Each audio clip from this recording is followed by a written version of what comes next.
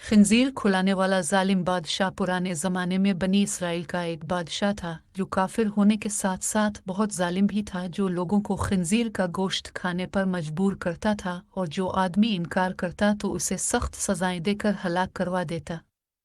फिर इस ज़माने के सबसे बड़े आबिद को बादशाह के पास लाया गया। लोग इस आहिद के मर्तबे और फजीलत से आगाह थे। लोग नहीं चाहते थे कि इस आबिद बुजुर्ग को बादशाह की तरफ से कोई तकलीफ पहुंचे। चुनांचे एक सिपाही ने आबिद से कहा, आप मुझे एक बिक्री का बच्चा ज़बह करके दे दें।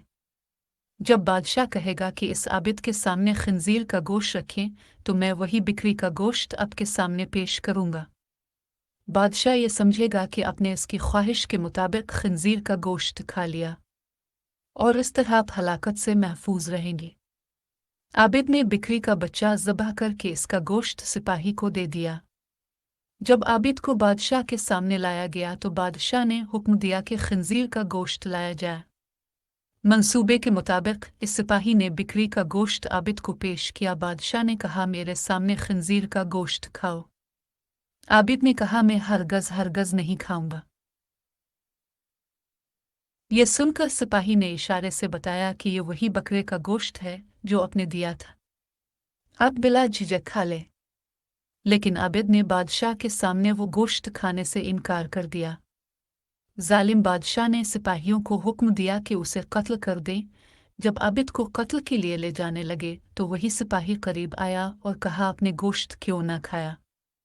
खुदा की कसम, ये वही गोश्त था जो आपने दिया था। आबिद ने कहा, ऐसी कोई बात नहीं, बल्कि मैं इस बात से डर गया था कि लोग मेरी वजह से फितना में मुब्तला हो जाएंगे, क्योंकि जब भी किसी को खंजीर का गोश्त खाने पर मजबूर किया जाएगा तो लोग कहेंगे कि फलां आबिद ने भी तो मजबूर होकर हराम गोश्त खा लिया था, लिहाजा हम भी खा लेते हैं।